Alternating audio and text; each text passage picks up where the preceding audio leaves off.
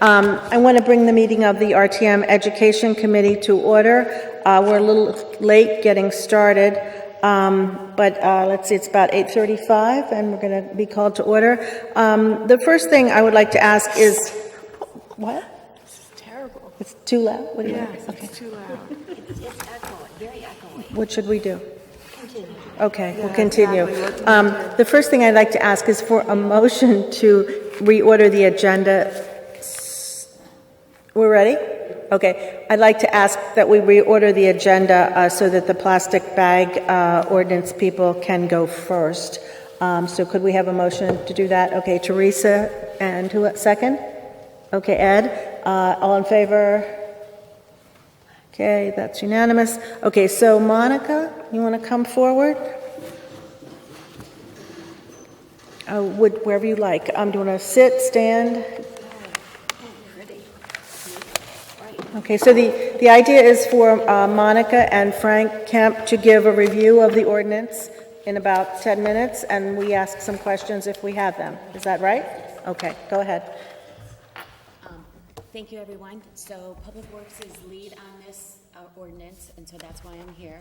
And Frank is, and Public Health and Safety are secondary, that's why Frank is here. He's handing you out the ordinance that you will also, or that you have actually already received in your packets for Monday. So what I'm going to do tonight is I'm going to save a little time. I'm not going to go into how we got here. I'm going to go into this is where we are, and this is what we're going to be discussing, or you're going to be voting on Monday, okay?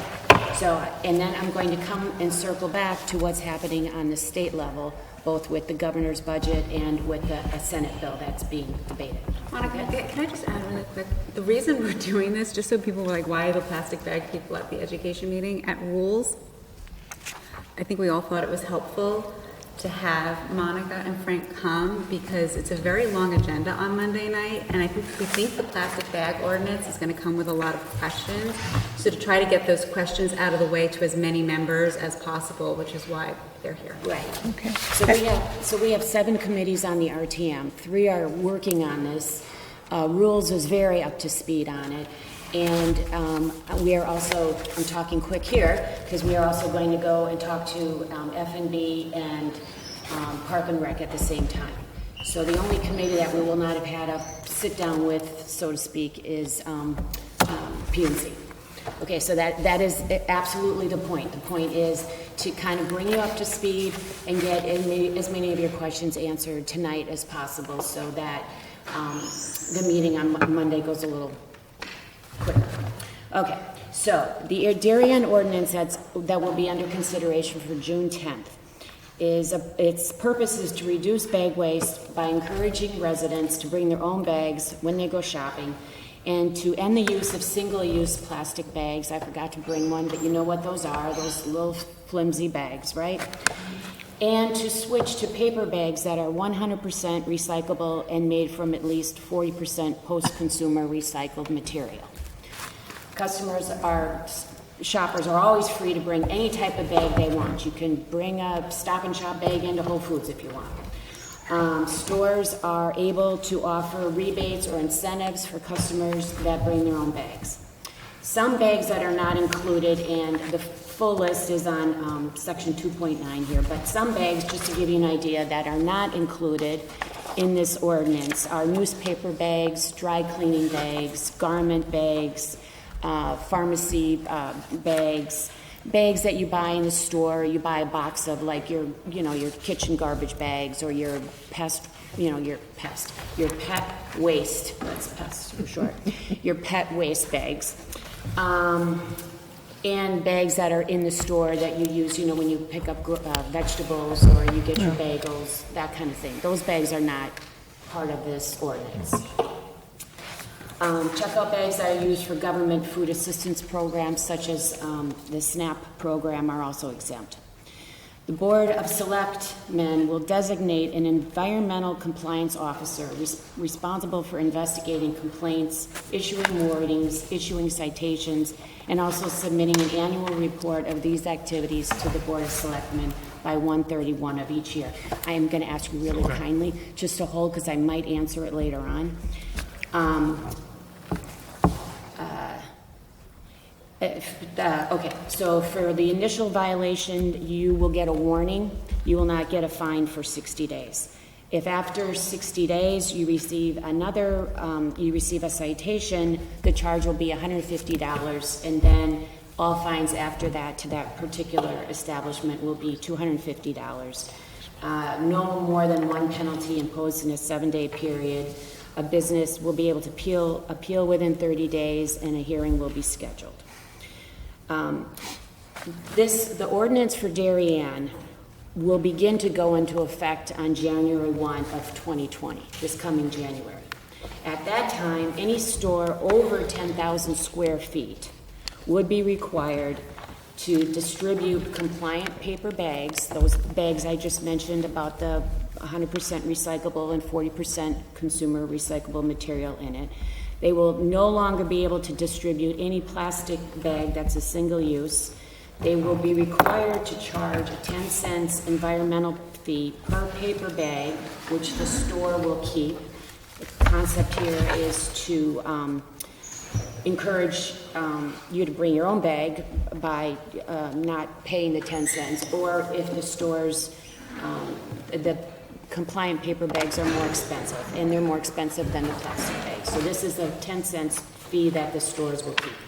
The stores will also be required to notify the customer of the environmental charge, either by verbally or with a sign, and they will indicate on the receipt the total number of bags provided and the total number of the total fee collected. If they offer or they sell a reusable bag, does everyone know what I mean when I say reusable bag? It's one of those bags you can buy for, like $1. It will have to be 12 mil in thickness or larger or thicker. The next part of the ordinance for Darien will kick in a year later, and that will include that. So all stores at that time will be required to no longer distribute a single-use plastic bag. And all stores will be required to use compliant paper bags. All stores will be required to offer or sell reusable bags that are 12 mil in thickness.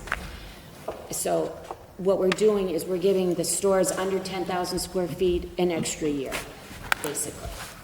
The other difference for the smaller stores is that they will not be required permanently. They will not be required to charge this 10 cents paper bag fee.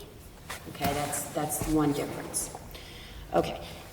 So, there are a couple of, you heard from Jamie that these things, honestly, I heard about the governor's thing today, and I also heard about some more of the Senate bill today. So, you know that that Hartford shuts down on the 5th. So by Monday, when I get up again, I will be able to tell you definitively what is going on in Hartford. But at this point, the governor's budget includes a 10 cents charge on plastic bags for the next 2 years, and then an outright ban on them in 2 years. Okay? The Senate bill, there's also a Senate bill in front of the governor, or in front of the legislature. So, in the Senate bill, it says that if a municipality wants to have a more stringent ordinance, they can. So to help you, and to help myself, I went through and looked at the differences between the state and our ordinance to see what would line up. And the state, the ordinances there are many, there are like 247 towns that have ordinances. They're all a little bit different. Remarkably, our Darien ordinance lines up very closely with what's being considered on the Senate floor right now. The paper bag, the recyclable thing, that's the same. The reusable, the 12 mil, that's the same. The state also has an exemption for stores under 10,000 square feet. The only difference is that we outright are okay on stores under 10,000 square feet. The state is all right unless they gross more than 2 million in annual sales. So that's a little bit different. The fee is a little bit different. The state charges $250 for every violation, and it's split between the state and the municipality. As you recall, I said our first fee is $150, and then it goes to $250, so small change. The citations will be issued either by the municipality, by Darien, or by the Department of Consumer Protection or the Department of Energy and Environmental Protection. A thing I just saw now is that the state is also putting a 10 cents charge on all plastic and all paper bags, even those compliant ones. This is new. I did not see that until this evening.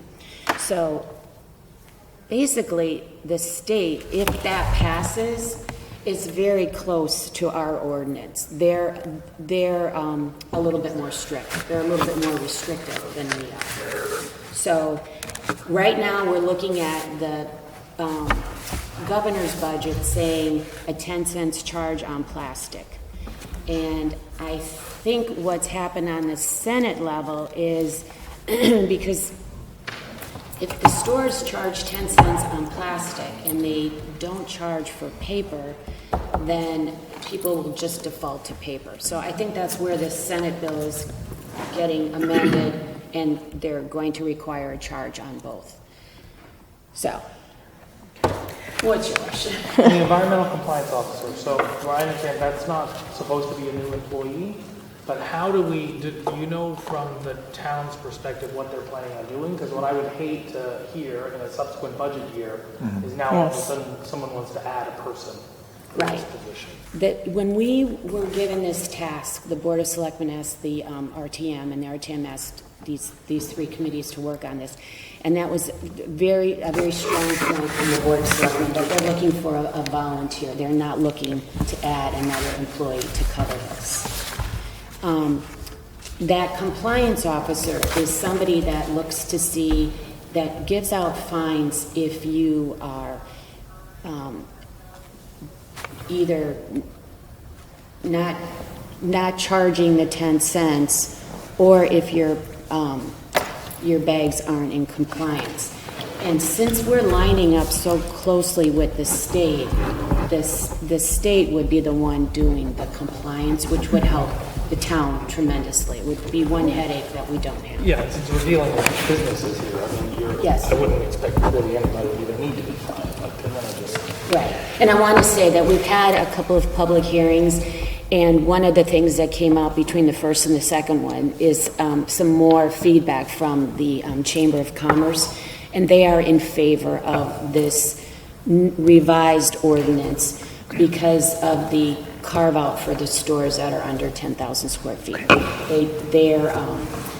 They're not the main users of these single-use plastic bags. They're sort of not the audience, I guess. Just a quick question. So the fee is charged to the merchant, not to the customer? No, to the customer. No, Or is it charged to the it's customer? charged to the customer. So the customer, It's charged to the customer under the governor's budget, the 10 cents that's charged on plastic. We never no, charge I'm on talking plastic. about $100. I'm talking You're talking about the fine. the fine. The fine. If it's under our ordinance, the fine is kept by the town. Okay, but who pays it? The business. The business, not the person, not Person. not the consumer. So the person, okay. You only pay, you don't have to pay a dime if you bring your own bag. Got it. That's the concept, right?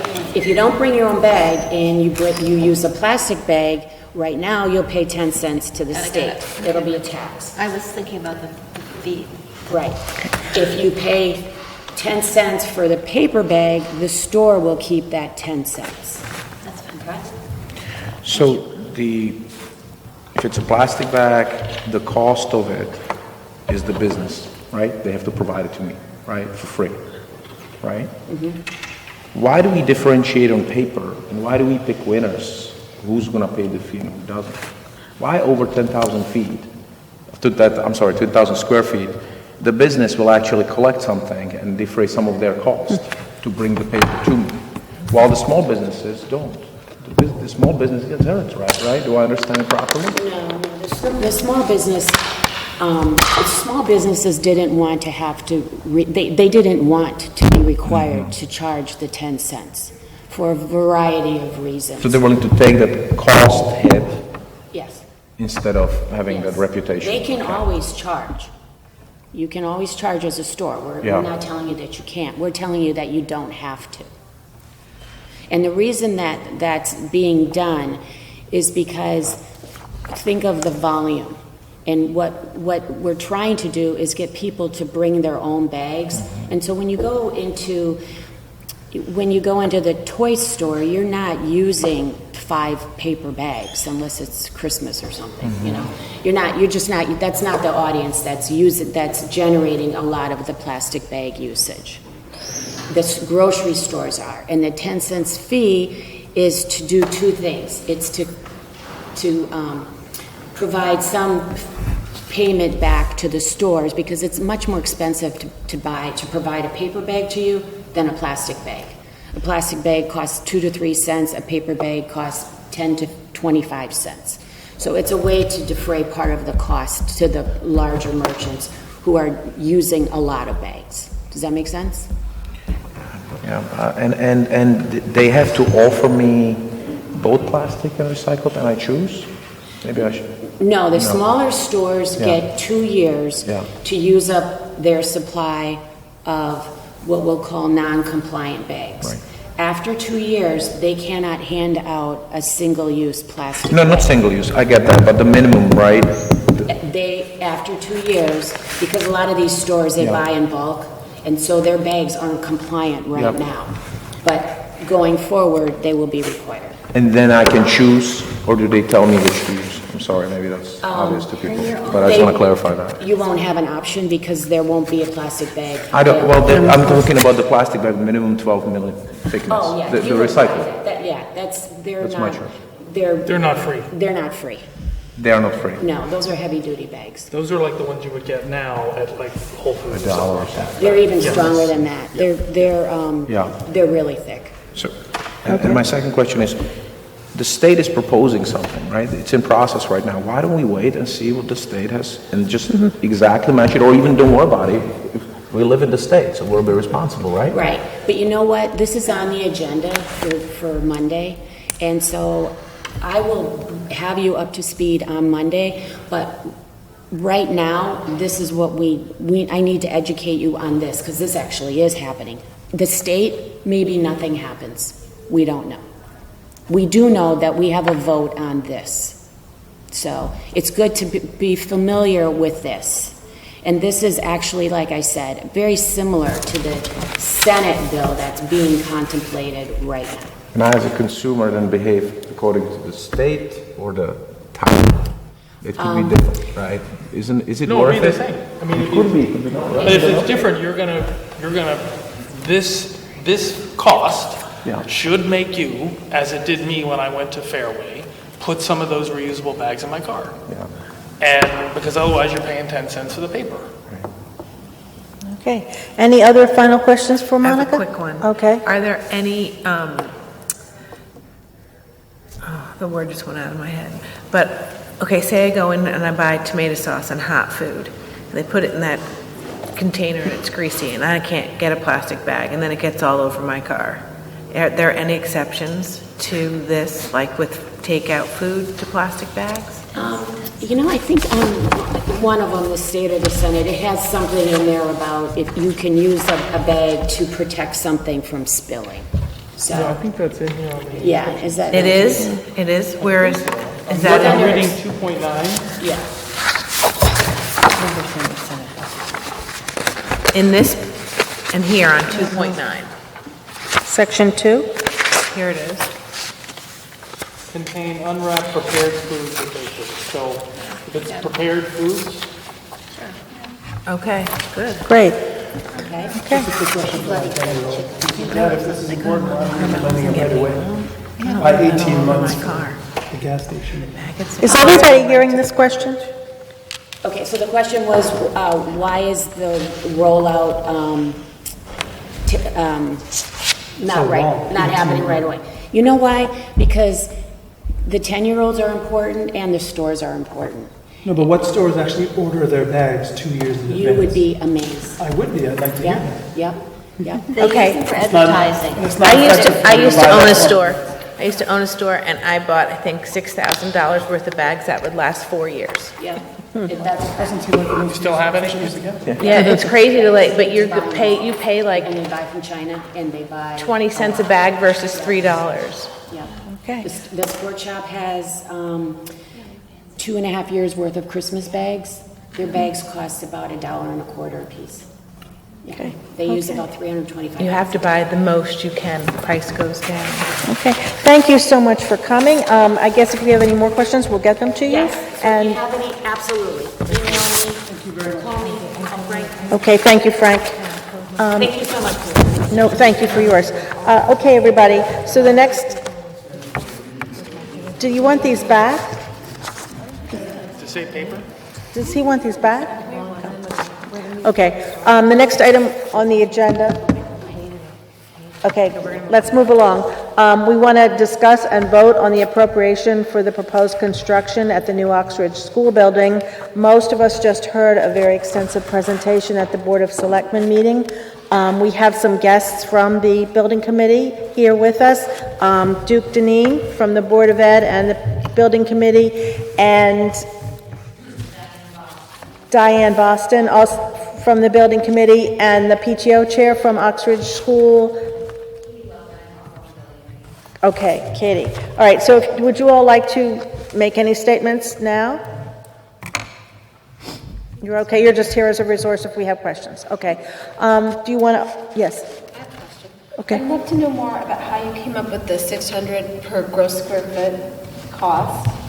I'm sorry, go ahead. So, the $600 per gross square foot, how did you come up with that? This slide, Yeah. yeah, that came from existing construction. So the estimates that are out in the field right now in terms of building. It varies across the state. The state will tell you that they have a predetermined amount as to what the construction cost should be per square foot. And it doesn't necessarily align with what that cost would be down here in Fairfax County. And the state's comment was, that's not part of our. I'm sorry, I didn't introduce Mr. Alfieri, who's also on the Building Committee, is that right? Yeah, he's here, I didn't realize that. Oh, he's not, oh, I'm sorry, okay. Any other questions? Yes, I'm interested in the number of children you're projecting for the larger size. I was just trying to look it up. What was it, 485 or something was the total number, but there are at the moment 417. I think 417 currently, yeah. Are you assuming that the general population of young children will increase throughout Darien?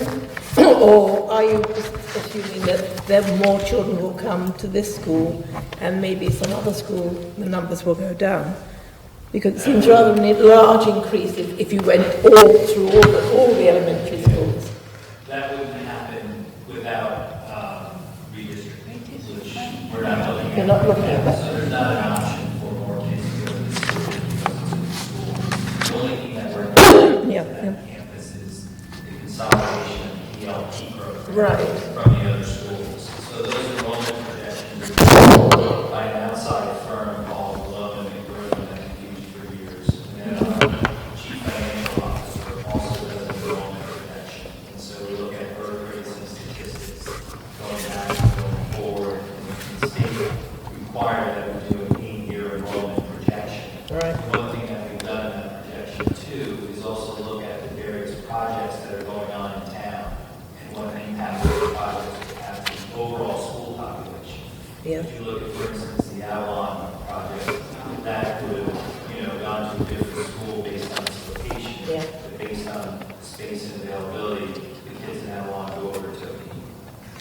So right now, there's not an additional group of students that we're looking to put in Oxford other than the consolidation. so So I guess what you're saying is Darien is committed to neighborhood schools as opposed to one very large school and some other little ones. Okay, okay. Go ahead, Lucy. So does that mean you won't, You so do okay? you have to do Is it? everything okay? Everybody okay? Yeah, he's okay. Sorry, that's a teacher in me, that's what I say. So do you have to build by enrollment projections? Because I remember Tokenique went and then it turned out to not be as big as needed. So why not just build the biggest school you can on the property and max it out? They wouldn't. Okay, why? Yeah, just because they have state standards, and the state standards are enrollment projections. So that's the conversation we have, and that we will ultimately propose a bigger school, which will probably take away from our reimbursement. Right, I saw that. But, you know, in conversations with the state, they're like, you guys are a good district, you take care of your buildings, you've got the right projections, they like the fact that we're consolidating the ELP, so they may give us a little leeway on the overall size of the school. But they're also trying to have parity throughout the state in terms of the size of the school, so that's what you're kind of balancing with the state. And to be honest with you, you know, the goal is flexibility and future expansion, and for us to try to really drive in that. You know, we don't want to go to a high school where we're a lot of poverty. You can't really build on such a unique. So, but the challenge too is it's a very tight site. So Right. that's where we are with the whole conceptual design phase now. We're trying to figure that out. Just for the record, I looked at the enrollment exactly for this question, and it's 417 now, and the next couple of years it's 427, 429, and then there is assumption that these new ELP classes will come in and it goes to 520, I think, or something. So it's reasonably consistent. It doesn't expect a big jump of population. Right? That would be like. Right. And Right. the ELP numbers, do they include the typical peers? They do, okay. Other questions? Yes, oh, go ahead. Go ahead, Cheryl.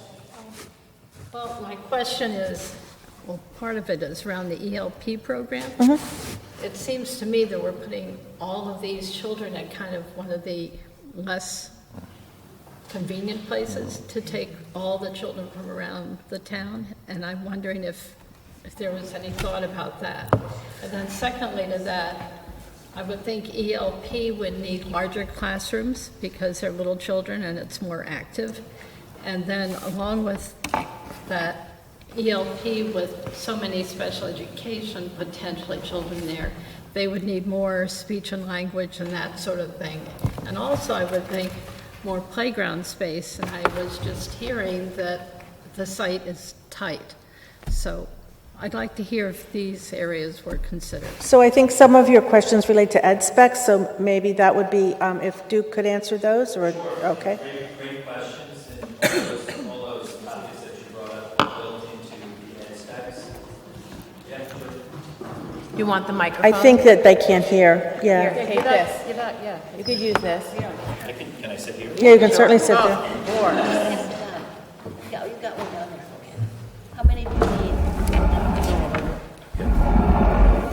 Yes, during the Facilities Committee subcommittee meetings and during the Board of Ed meetings, the ELP program managers were brought in, and that was all discussed. So everything you mentioned is built into the ed specs. The overall goal was to create better efficiencies for the ELP program, having everyone that's responsible for it and that takes care of those kids in one building creates efficiencies and an overall better program. So that's why, going through this process, the decision was made to consolidate it while we were building a new school. Were the experts from that program allowed to give their input to where it is now for classroom size and playground space? It is the folks at the school level that build the ed specs. Yes. And just to go along with that, I understand that I think very young children have to be on the first floor of a building, and I assume the ELP folks would be on the first floor. How many grades have to be on the first floor? Is it K, 1, and 2, or? K, first grade, K and 1. K and 1, not beyond that. Okay. So, and you haven't gotten to the point of figuring out whether it's going to be one floor school versus 2 stories or? No. I mean, the conceptual designs and incorporating the way the land slopes, it will probably be 2 stories at certain areas. Okay. Did your questions get answered? Yes, just accept the amount of staff needed for those programs. As you talk about the whole school, are there extra rooms, say, for a speech and language clinician? And, Yes, than a that's typical all in the ed building? specs. Okay, good. Okay, Peter, did you have a question? What are the current, so we have architect and we have the construction manager. What are the current running costs that we're already incurring, if any? We've hired the architect, that contract's in negotiation, the construction manager, that contract's in negotiation. We've hired Colliers to assist with the grant process. We've got a traffic study underway. We've got an environmental study underway, and we've had a site survey done. So that's all dollars that have been incorporated into the original appropriation ask of $3 million. So we're now asking to approve 63 million, right? And during the presentation, it's been said several times, we don't know it all yet. We're working on it.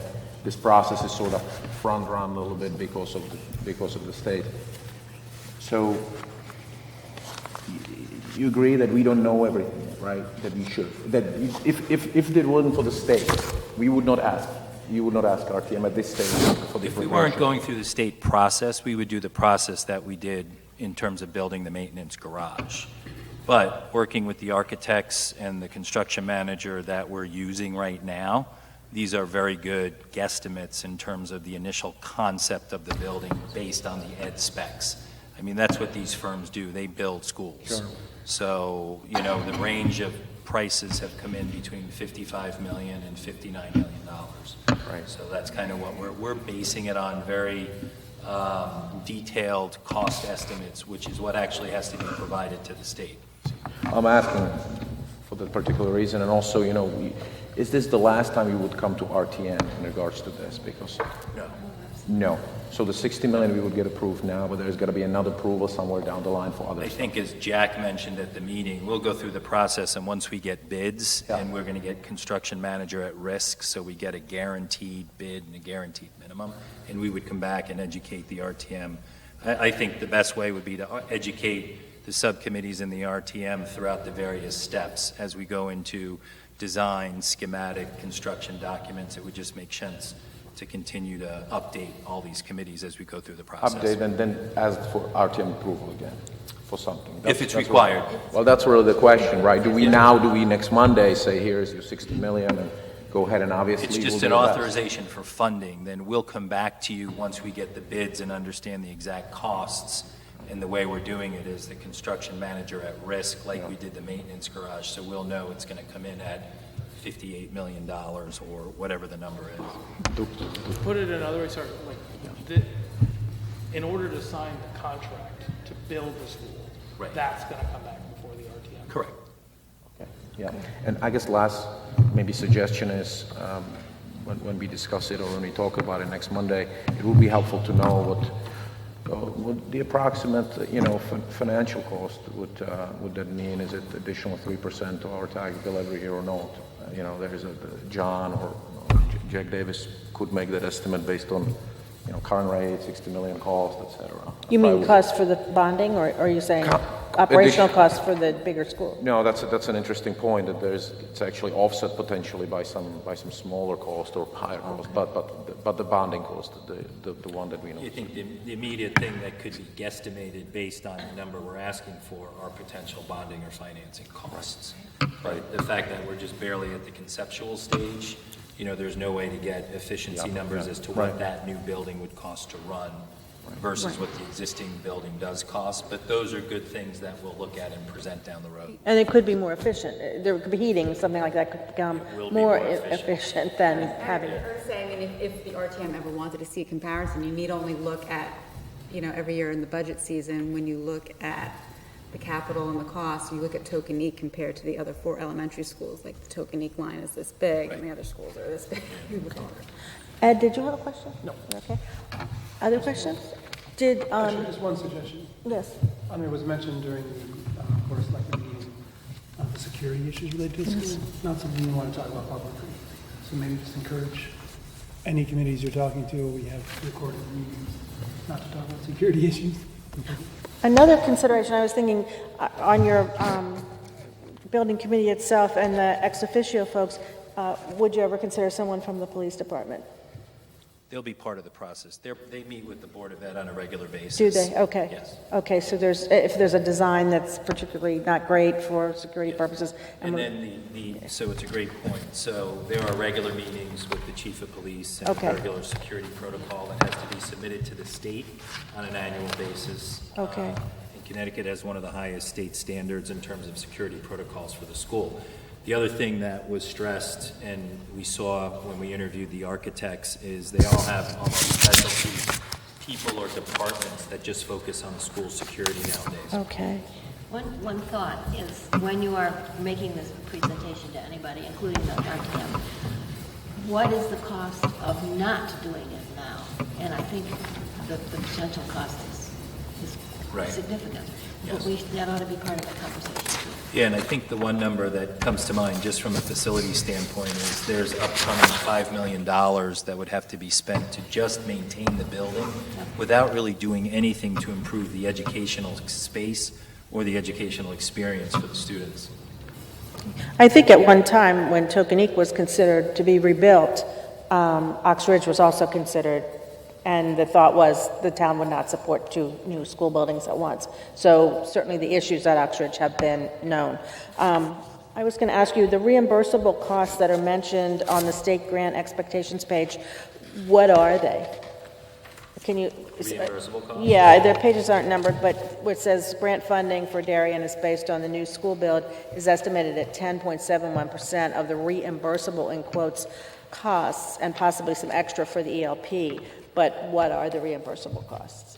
Long list of, Okay, long document as to what's reimbursable and an equally long document as to what's not reimbursable. what's, okay, So as we go through the concept, the schematic, and different things like that, the architectural firm understands it's basically you're reimbursed based on the ed specs and what is educational space. so you're not, so if there's some extra fluff or something, that probably is not reimbursable, Correct. but that kind of It's thing. interesting, like, just to give you an example, one of the things that we discussed that's reimbursable is the cart for the Chromebooks, but the Chromebooks themselves are not reimbursable. Okay. So it's just little things like that. Okay, thank you. Other questions? Do any of the other building committee members want to weigh in on anything that we've discussed? Katie, or, no? Okay. Okay.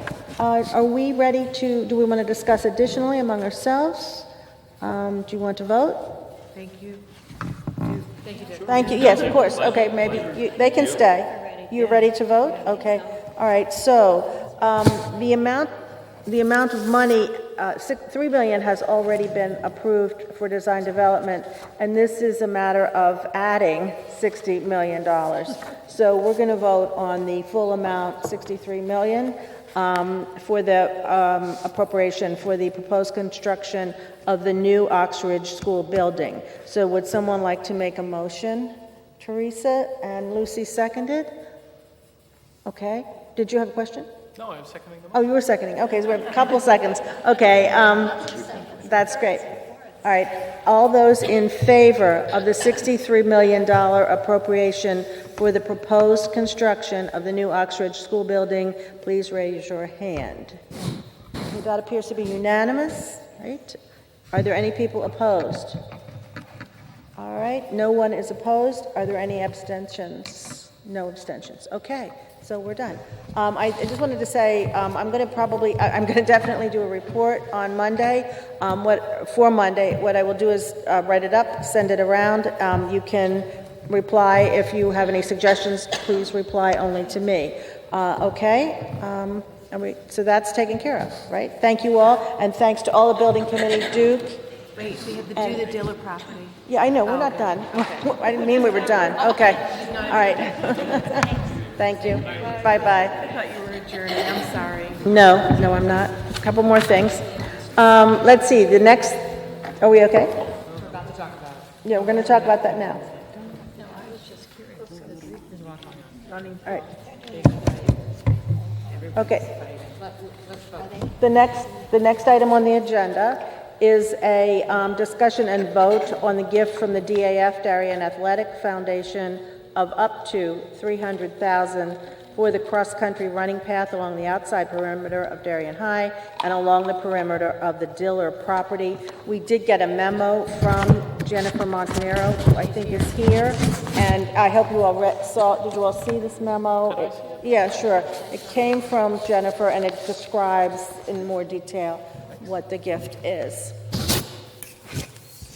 Let's see. Yeah, you want to start? Okay. So I think that over there is good because they have to be able to hear you for the video.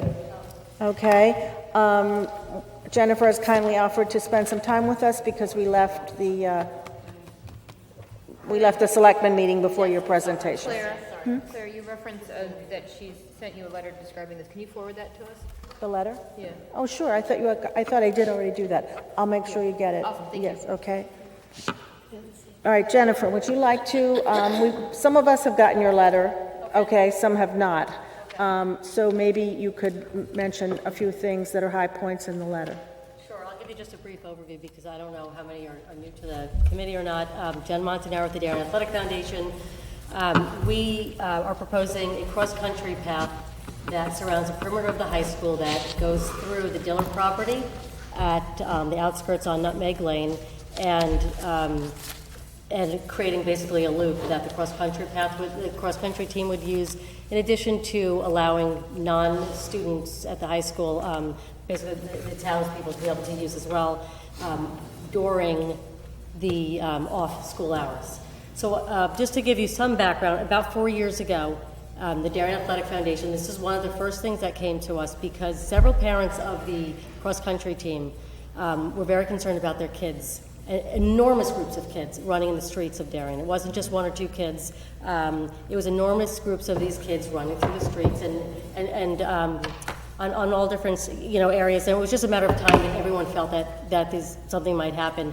The small groups became very large groups because there were over 100 kids in the program, and that's a lot of kids to put on the streets, and we don't have very many sidewalks. So we met very quickly with, Steve Norris, who was the track coach and incidentally founded the women's cross-country program in the state of Connecticut. So he's very, highly regarded in terms of being a coach, being a mentor to a lot, and also understanding what the sport's all about. We met with him, we met with the high school, and I think I might have sent this to the selectmen. I don't remember who the superintendent was then. It could have been Steve Falcone. It might have been right after. But we did bring this forward because everyone seemed to think this is a great thing to have at the high school to get these kids off the street. So early on, this was one of the first things we tried to talk about, but the path really wasn't long enough. And we just thought, how do we utilize this to make it a larger path so that perhaps there could be an actual meet at the high school? Because never before has there been a cross-country meet at the high school. We obviously don't have a path. That's when someone brilliantly suggested the Diller property, which had then been offered up as a swimming pool, tennis courts, paddle courts, dog parks, you name it. A lot of things floated in front of the Diller property, and that the town has had it now in their possession for 30-odd years. Sorry, and maybe I just have, which... I'm sorry. I go to high school many times, but what is the Diller? So you access the Diller property from either Norotan Avenue coming into the school or through Nutmeg. Okay. So if you're coming down Nutmeg off of Hollow Tree, it's that vast wooded area to your right. Oh, okay. That's the Diller property. Okay. Okay, so that was gifted to the town, or the town bought it years ago. They've not been able to agree on what they should do with this. But after having gone through the town plan where they put out to a lot of townspeople, what do you want, what's the most, what's the top priority on your list? A lot of it was open space, and naturally, this piece of property kind of fits in with what, was at the top of the list. And it's a large piece of property that has got a lot of wetlands on it. It really shouldn't be used for much else other than, I think, what has been proposed there.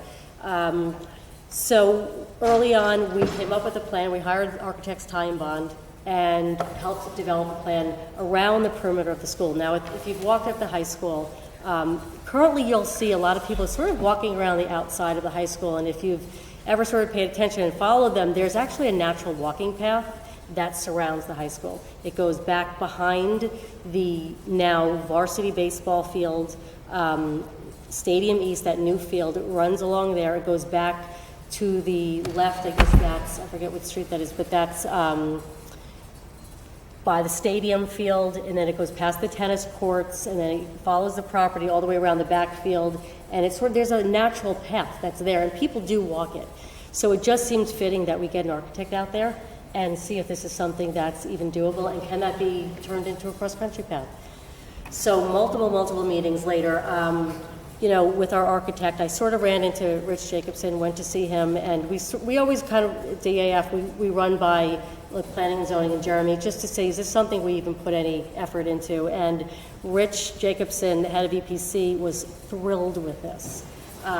He got so excited. I had no idea he was a cross-country path aficionado. He knows all about designing them, what makes a great cross-country path. He thought the idea was great. Obviously he said you're going to have to go through the steps and the proper meeting schedule of, how to make this happen, because not only is it Board of Education, it's also town-owned property, which was controlled by Parks and Recreation. So, fast forward 3.5, 4 years, this has been fully funded. It's been sort of sitting there earmarked for this path, and we're just trying to make this happen. So, we got together with, I'm trying to think how I can speed this up for you. That's all right. Take your time. It's okay. All right, I don't know what you want to know, the details, because I know it was the RTM. You're not necessarily worrying about the design of it. It's about the cost and the maintenance, et cetera. So what this is a 6,070-foot pathway that goes around the perimeter of the high school through dealer property. That's a little bit more than 1.2 miles. I think 3 loops around would be close to a 5K. We talked with Chris Manfredonia, the athletic director, and Steve Norris, and asked them, how many cross-country meets do you think you might have there or host? He said between 1 and 1.5. I don't know what a half of a cross-country meet is, but that's what they anticipate per year. So I don't think that that's a lot. When there is a meet at the school, it will be controlled by the school, the Board of Education, so they'll be responsible for security, making sure that the students are safe the athletes are safe when they're crossing over the streets, because there are several streets that they have to cross over. And in terms of the Diller property, which is its own entity and can be utilized during school hours, but that portion of that loop is not accessible to the school portion, so there will be 2 separate, loops per se. It's basically, this is in keeping with, if the school is in session, you're not to access the school loop. When it's not in session, you're allowed to access that. But that's, of course, up to the Board of Education to make those rules and policies and put those in place. Is the Diller property accessible by the public when school is in session? The Diller property is accessible. There will be 6 parking spots, one of them being handicapped space, and that is going to be controlled by the town police. There will be signage there. Within the Diller property, there will be 2 loops, one of them around the perimeter that is utilized as part of the running path, but then there's also an interior loop that will be comprised of boardwalks that go over 2 culverts and some invasive species and some wetlands. So it will be like a natural type path within the Diller property. How big is the Diller property? The Diller property is about, the loop within that is about 1,400 feet. And the actual running path in and of itself is 6,000. So it doesn't add a lot, but it adds enough. And it adds enough interest, which is most important, because, part of this running path is these athletes are running through an open field. They're running across like a baseball field. Yeah. And so if we didn't have that, I don't know how cross-country it would feel. It certainly doesn't feel like Waveney, but, it certainly adds a little bit of intrigue to the path, because there are turns and they're a little bit soft footing, and that's really what you need when you're designing a course. Teresa, did you have a question? I keep trying to picture the Stiller property because I'm obviously at the high school a lot, and I am a runner, and I'll sometimes exit the high school on Nutmeg Lane, and I know the land to the left. If you're exiting If you're exiting on Nutmeg, you're talking about to the left of Nutmeg. It goes all the way back. Can I walk there now by myself to check this out? Yeah, you can. You can walk there now, it's flagged. We had flagged that for EPC, and you're certainly welcome to go and take a look at that. We tried to have a tour, and people couldn't, I mean, we had a date, and then nobody, like 3 people could come, so we decided not to The do it. difference between the two is that the Diller property. She's is explaining. flagged, and the high school property, the portion of the track on the high school property is not flagged. So, you know, what I just wanted to convey to you, Clara, was that should you get your whole group out there, I didn't want you to be falsely misled to think that you knew where the track was going to be on the high school. Certainly the Diller property, because that's the area, because it involves, you know, the EPC and some wetlands. That's the one that's been, you know, we really had to go back and kind of relook at and flag and make sure that everybody was comfortable with how we were mitigating some of the, you know, the wetlands there and where the culverts were being put, et cetera. So that's why that one was flagged as, you know. Okay, well, I don't know if it would be worth it if people wanted to try another date for a tour. I mean, we tried it. Can I ask, I'm sorry, I keep trying to picture this in my head. So, okay, so you go there, you got in a road, and so now High School Lane, there's a lot of empty space there. Is that part of the path as well? On the other side of the high school. Oh, wait. Do you know what, talking about what I'm talking about? High School Lane, where you enter by like Methodist church. Behind the church, between the high school and the church. But yeah, but like if I'm exiting the school, all of that to my right. That's not part of it. There's a lot of wetlands there. That's wetlands. That's not part of it. How close is the track to all the houses in Holly Lane that back up to? Well, to the property, it's still within the planning and zoning's property line. I'm not a P&Z expert, and I was consulted by John Steen to say, do not speak about something you are not privy to be talking about. So I don't want to do that, but it is within the Parks and Rec property line. I would say it's anywhere from, I think, I don't know, 10 to plus feet from their property line. So people with backyards on Holly Lane can see people running by them? Yeah. Yeah, if they don't have a fence, yeah. Well, even if they do have a fence. Well, you really wouldn't, I don't think that you would, you know. So here's something I think is really important to explain. So when you have a cross-country meet, you might have 50 kids that are, you know, running in this meet, and it is the most quiet group of kids because there's no cheering.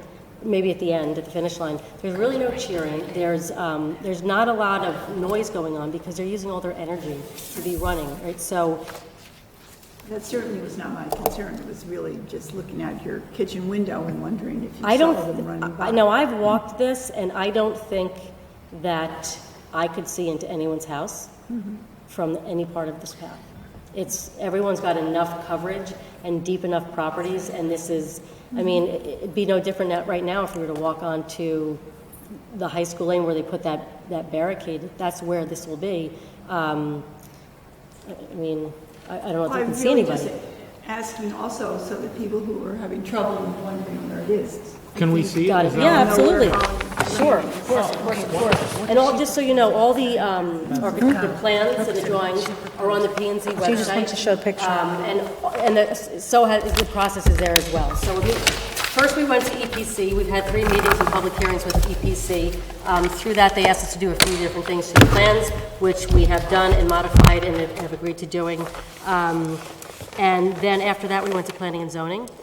Planning and Zoning has agreed and approved this application as well. Following Planning and Zoning, we started meeting with some of the RTM's subcommittees in advance of hopefully getting in front of the RTM on June 10th. We met with Jamie, we met with Parks and Rec, and they've all agreed, and and Jamie just accepted this gift. So I just so you understand the process of it. In terms of maintenance and upkeep, the gift is between $200,000 and $300,000.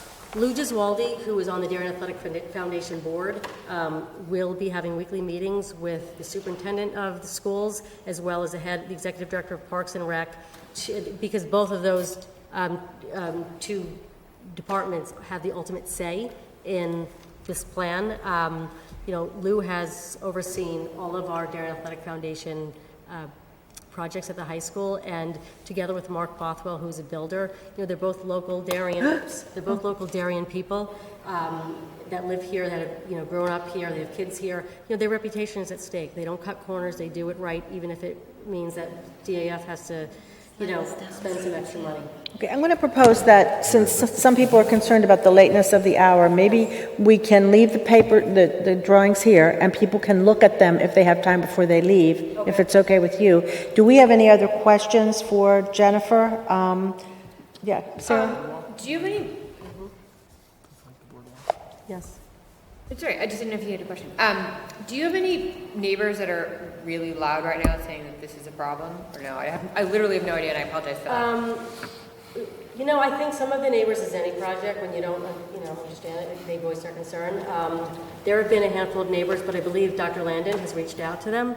He said that when we gave an update to the Board of Education about 2 weeks ago, there was some concern, and Tara Ockman, the chair, suggested that he reach out to any of the neighbors and give them the opportunity to speak to him. So we've had multiple public hearings on this, and I think that between the scientific evidence that we have and the engineers, I think a lot of these questions have been answered. The planning zoning process should cover that somehow, shouldn't it? I would think. I just was curious. Yeah. I also might be able to add the 1.5 that you were like, what's the 1.5? Sometimes they have a freshman sophomore meet, or just a varsity and not a JV. So they sometimes will have a meet that doesn't include the whole everybody. Do I understand that the Board of Ed has not voted at all about this gift? Well, they have approved us to go forward with all of the town body approvals. They then asked us, there was some debate about how this gift gets, because every gift seems to have been a little bit different. There was some debate about when they weigh in on this. I was always under the impression that they weighed in on this before the RTM. However, there seems to be precedent set that in this case, and Jamie Stevenson had just basically mentioned this upstairs, is that this is being handled a little bit differently, and Jack Davis also agreed to this, that they would like to come in on the back end of this, and once the town approves it, they will decide whether or not they will approve it. So our hope is that on June 10th, this comes before the full RTM. We'd love for you to all accept this gift, and then following that, we would go to the Board of Education on June 11th. And is that because the property does not belong completely to the Board of Ed? The Diller property belongs to the town. Is that the reason behind there's two different. Right, but it is odd that they didn't. I guess I'm asking what the reason is that it's, the RTM first and then the. And is it because the town owns the Diller property? Doesn't it? Is that right? We don't know. I'm going to be honest with you. I don't know why. Because I understood it to be differently, but I think that's how they asked it to go. Okay, but the town does own the Diller property. Yes, they do. That's and true. It will remain the town's property. It will be under the care, custody, and control of the Parks and Recreation Department, whereas the school portion of this will be under the care, custody, and control of the school. Okay. So therefore, the maintenance on both parcels will be up to each respective body. And we anticipate maintenance to be anywhere between $3,000 and $4,000 a year combined. And does the Athletic Foundation take care of the maintenance? No, we do not. You do not? Okay. So that would be a cost incurred by the town and the school? Right.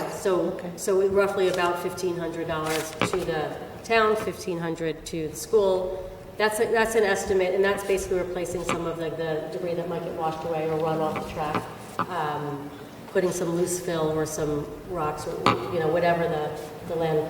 What's the composition of the, and I don't want to call it running track, with the cross-country? Well, it's a mix of a lot of different things. So some of it is running across the baseball field, which has got the turf.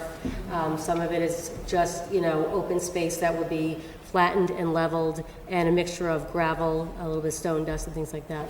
Parks Rex, okay, this cost of 3 to 4, that's what they think, including cleanup and after that meet and all that. Clara, I'm prepared to. So the Board of Education is responsible for how they monitor their policies, and they're going to probably have to. That's up to them to come back and decide, what they're going to spend on cleanup and how they're going to staff it. But they have let us know that they fully intend on staffing it, obviously, with monitors and whatnot when the students are using it. I would like to move that we accept the Second. gift. Okay. that they're coming Vote. before Okay, is there any us, coming discussion? before us. So it's been proposed by Barbara. Yes. Lucy is seconding. Any other discussion? Can I just ask one more question? Sure, of Okay. How typical is it that the DAF does not take care of the maintenance? That's how it always Tradition. is. That's how it always is. That's what you do. When the Board of Ed Okay. accepts The it, Board gets of the Ed Board of accepts Ed a has gift to from the then. DAF, it becomes the Board of Ed's, it becomes theirs, and so the maintenance becomes theirs. It does. Okay. All right. But the town's the town. Okay.